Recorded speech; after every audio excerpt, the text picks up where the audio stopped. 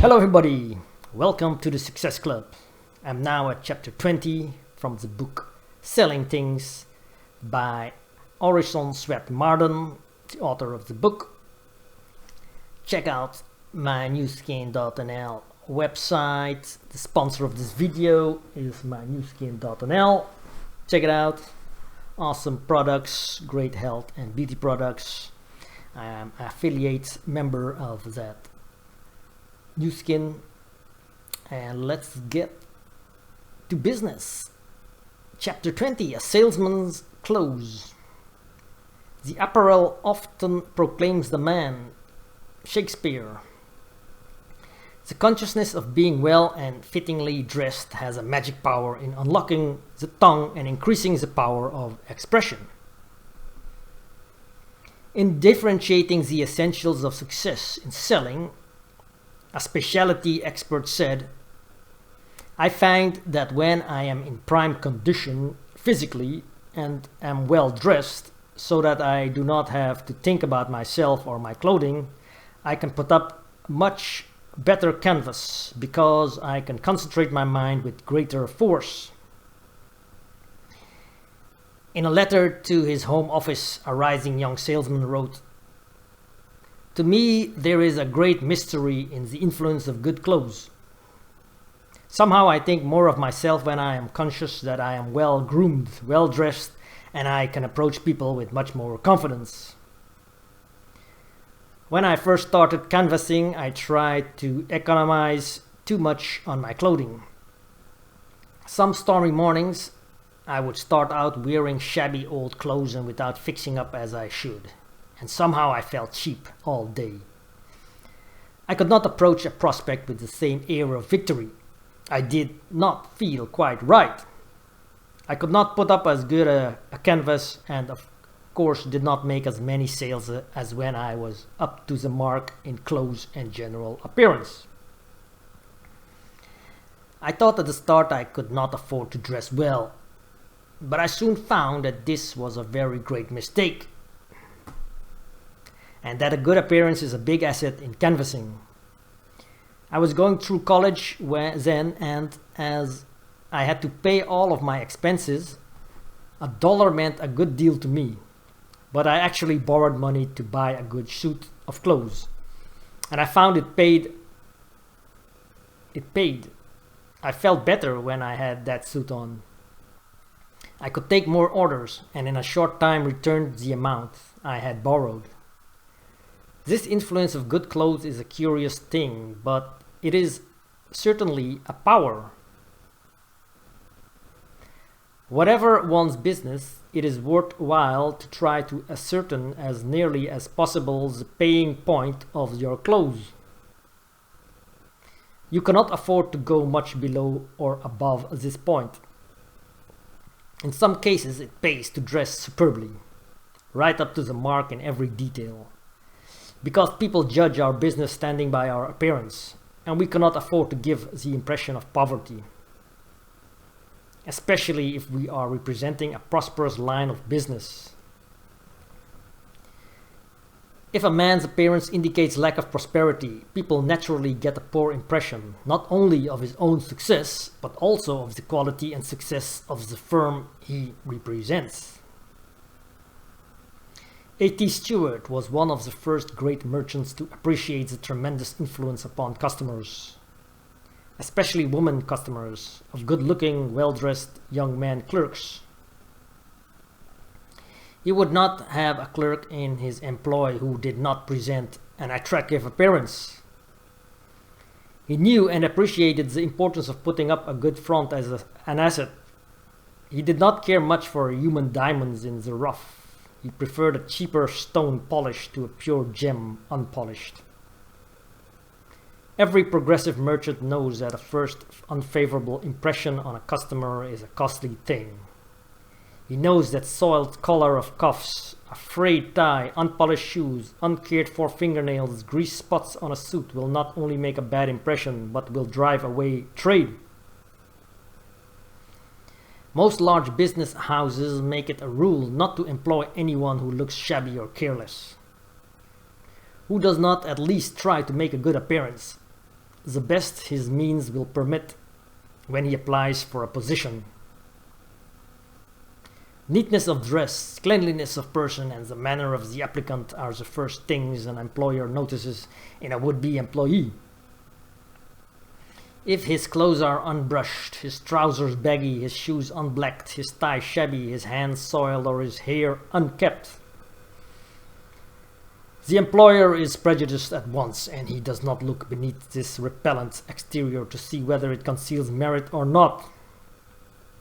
He is a busy man and takes it for granted that if the youth has anything in him, if he is made of the material businessmen want in their employ, he will keep himself in a presentable condition. At all events, he does not want to have such an unattractive person or unattractive looking person about his premises. You may say that an employer ought to be a reader of real merits, real character, and that it is not fair to estimate an applicant for a position by such superficial things as the clothes he wears.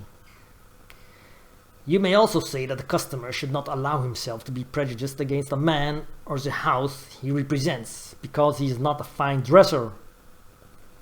But that doesn't help matters or alter facts. We go through life tagged all over, labeled with other people's estimate of us, and it is pretty difficult to get away from that, even if it is unjust. Say what we will, our position in life, our success, our place in the business or professional world or in society depends very much upon what other people think of us. And our clothes at first, especially while we are making our way in the world, play an important part in their judgment of us. They have a great deal to do with locating us. In a way, our lives are largely influenced by other people's opinion of us, and we should not be indifferent to it. This does not mean that we cannot be independent and exercise our own will, but that we cannot afford to create a bad impression. Suppose, for example, you are a young businessman and that every bank official in your town is so prejudiced against you that they will not give you credit. You need it very much, but while the fact that you know you are absolutely honest and absolutely reliable gives you great inward satisfaction, it does not give you the needed money. The prejudice of the bank officials may be unfounded, but it acts powerfully against you. You may know perfectly well that you would make a better mayor for your town than anybody else in it. But if the majority of the voters are prejudiced against you, no matter how worthy of their confidence, you will not be elected. Whatever your business or profession, the impression you create will make a tremendous difference in the degree of your success. Every man has a letter of credit written on his face. We are our own best advertisements, and if we appear to disadvantage in any particular, we are rated accordingly. And if we appear to disadvantage in any particular, we are rated accordingly. You cannot estimate the influence of your personal appearance upon your future. Other things equal, it is the young man who dresses well, puts up a good front, who gets the order or position, though often he may have less abilities than the one who is careless in his personal appearance. Most businessmen regard a neat, attractive appearance as evidence of good mental qualities. We express ourselves first of all in our bodies. A young man who is slovenly in appearance and who neglects his bath will, as a rule, neglect his mind. To save money at the cost of cleanliness and self-respect is the worst sort of extravagance. It is the point at which economy ceases to be a virtue and becomes a vice. In this age of competition, when the law of the survival of the fittest acts with seemingly merciless rigor, no one can afford to be indifferent to the smallest detail of dress, or manner or appearance that will add to his chances of making a success in life. Remember that the world takes you largely at your own valuation. Your prospective customer will be repelled or attracted by your appearance, and your clothes are as important as your bearing and manners. In fact, they will, to a great extent, determine your bearing and manner. It has been well said that the consciousness of a clean linen is in and of itself a source of moral strength, second only to that of a clean conscience.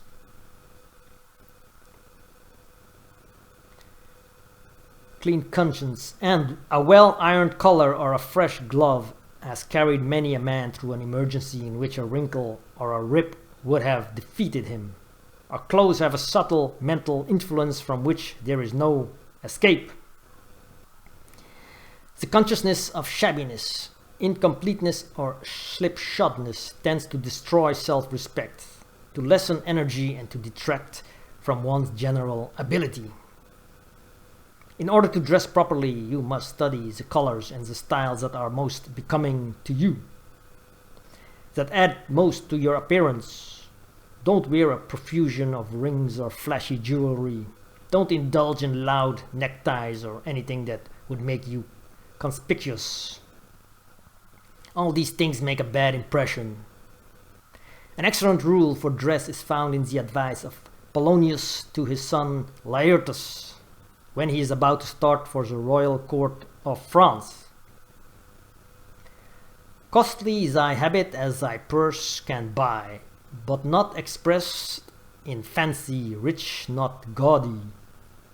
For the apparel oft proclaims the man. Polonius did not mean that Laertes should be extravagant in the manner of clothes. Far from it. He simply meant that he should dress in a manner befitting his rank as a representative of the court of Denmark. The salesman is the representative of his firm, and to a great extent both he and his firm will be judged by his general appearance, including his clothes. For the apparel oft proclaims the man. Thank you for watching chapter 10 from Selling Things by Orison Sweat Martin. Check out the sponsor of this video, mynewskin.nl. Like this video, subscribe, and I'll see you next time.